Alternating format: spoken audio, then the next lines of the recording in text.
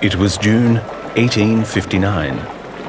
A lone carriage struggled across northern Italy. The gentleman inside, the Geneva merchant Henri Dunant, was on important business.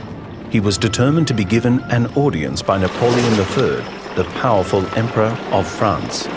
Dunant knew that Napoleon was now somewhere nearby with his troops. Dunant suddenly found himself in the midst of a battlefield.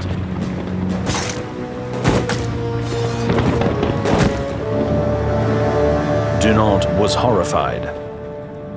Outside the normally quiet village of Solferino, the French and Austrian armies were fighting a terrible battle. By evening, thousands lay dead, dying and wounded. But the medical troops simply could not cope, and the weary and bloodied soldiers on both sides had enough to do just saving themselves and finding their way back to their lines.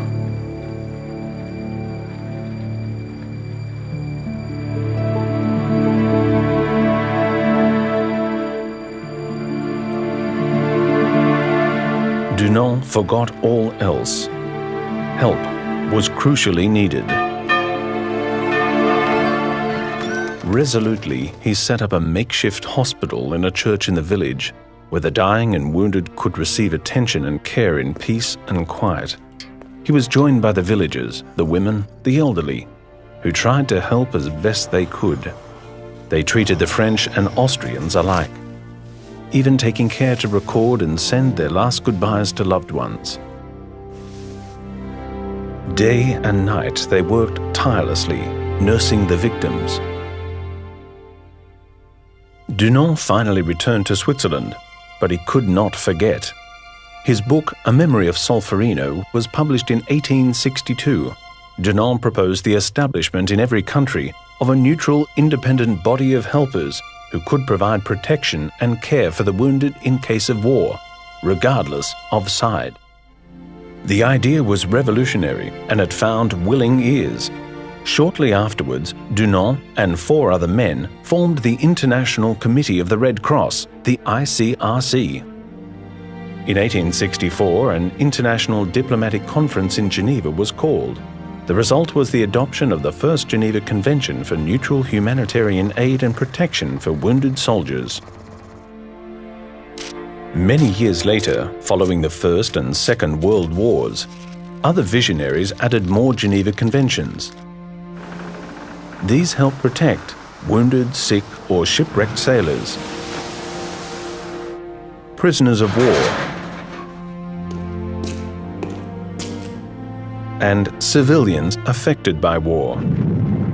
But it was Henri Dunant whose initiative and enterprise paved the way and made a difference, showing humanity amidst inhumanity.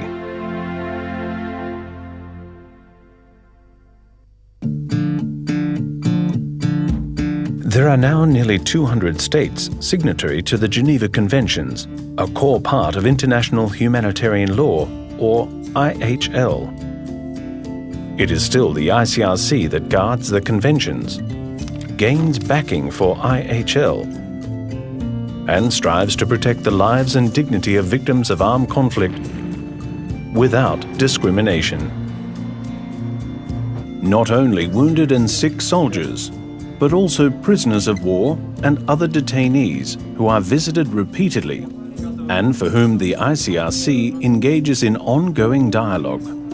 The ICRC tries to persuade authorities to guarantee and uphold respect for their safety and dignity.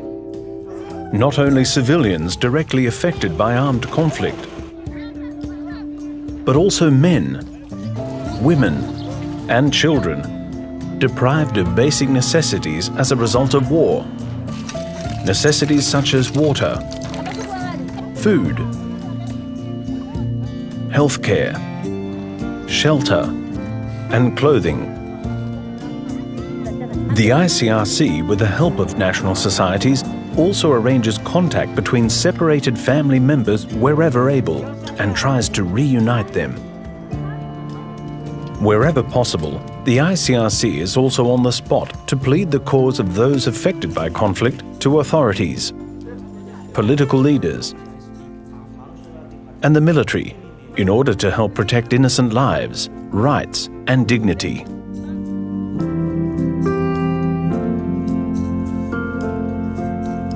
There are now more than 180 National Red Cross and Red Crescent societies around the world. They go into action when armed conflict arises in their region. But they also run many other essential activities in peacetime to help the most vulnerable. Red Cross and Red Crescent national societies are active in 4 main areas: disaster response, disaster preparedness, healthcare and first aid in the community, the spreading of humanitarian values and principles. In 1919, the national societies decided to found their own International Federation of Red Cross and Red Crescent Societies.